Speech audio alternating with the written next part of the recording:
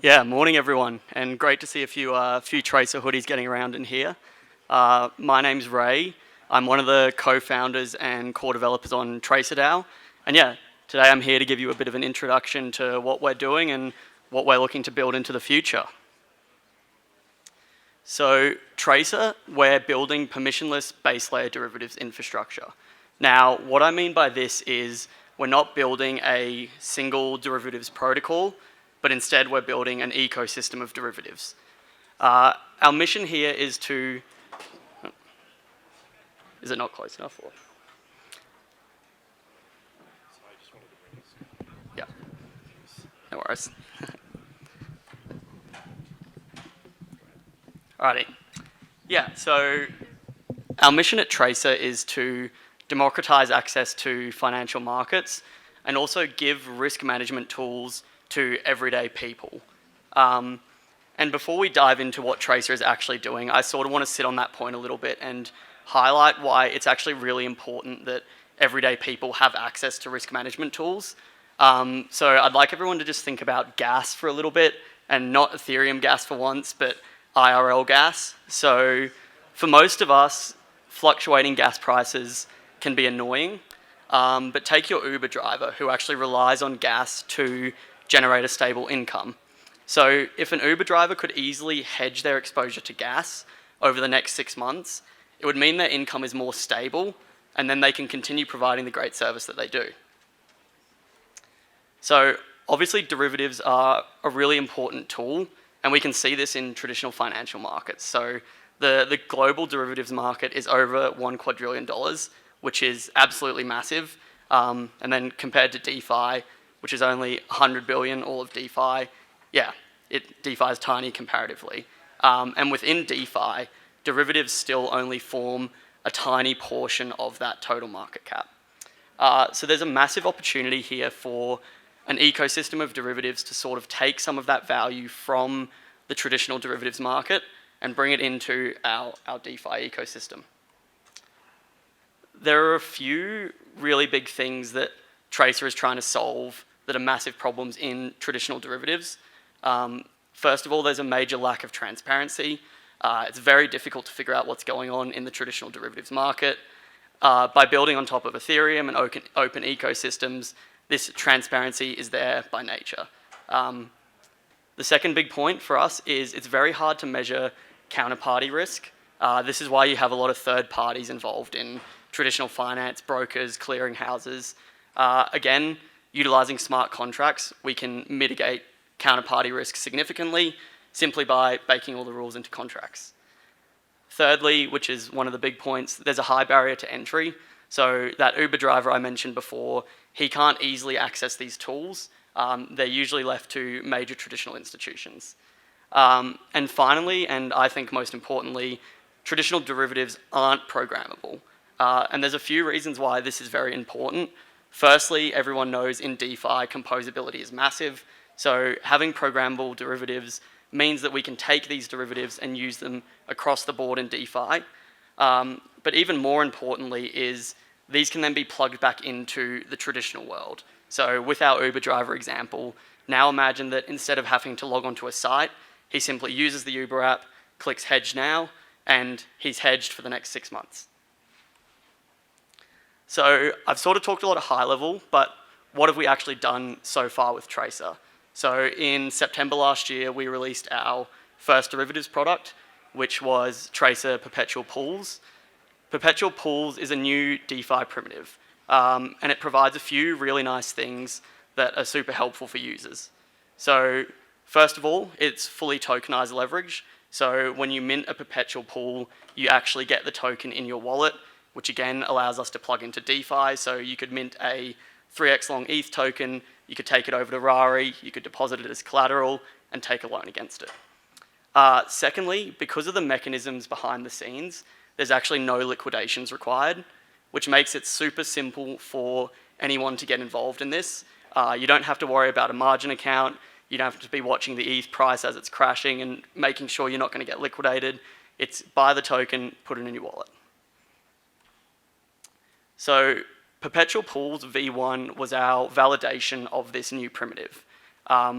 We deployed on Arbitrum back in September, and since then have done over 400 million in primary volume.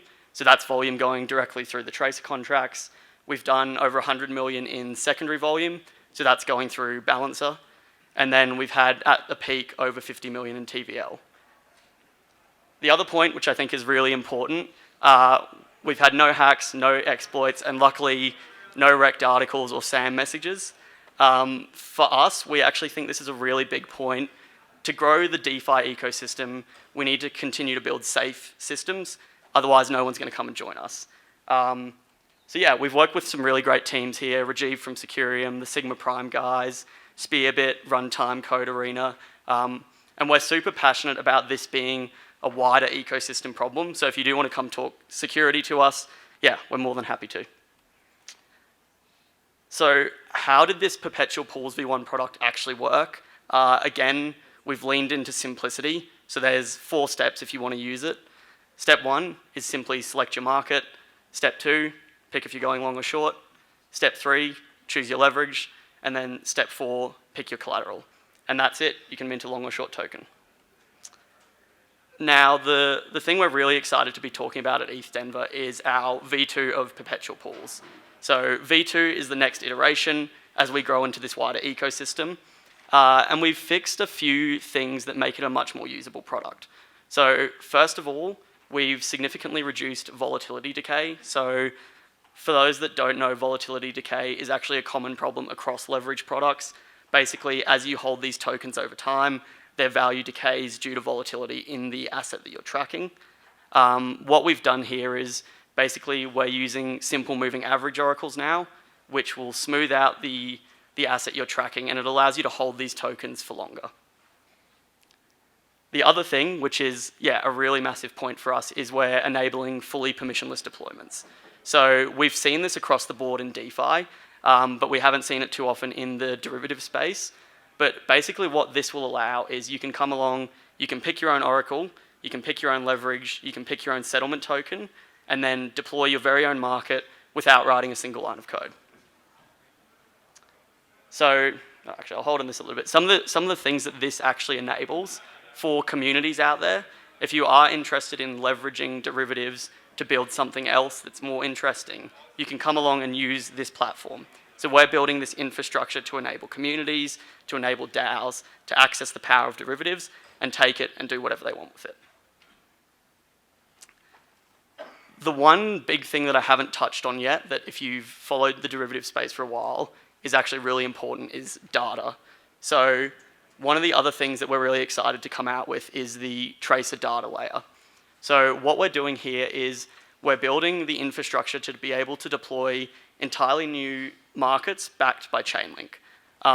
We think that in order to get to this derivatives future that we want to see, we're going to need to have a lot of new data feeds and a lot more innovative markets. So yeah, I've got some of the things listed up here that we're excited to sort of bring to the forefront, and I'll touch on one that we're releasing very soon later. The other thing with the tracer data layer that we're interested to see happen is you have all these Oracle feeds and you have different price feeds that exist. We've come up with a solution that basically allows anyone to aggregate these into a single index and then use it in a perpetual pool. So for example, if you have 5 tokens that you really love, you want to make an index, you can go 3x long, you can come to the tracer data layer, you can combine them, deploy your own feed that not only you can use, but anyone else can use, and then you can deploy a perpetual pool from that. So the first thing that we're using to sort of test out this new tracer data layer is we're releasing a punks market. So we've worked with a group of Chainlink node operators, we have our own adapters, and yeah, we're really excited to be pushing this out quite soon. What this will allow is if you own a punk, you can hedge your downside risk. So if you're worried that the punk floor is going to keep dropping, you can come along, take a short, you're less exposed.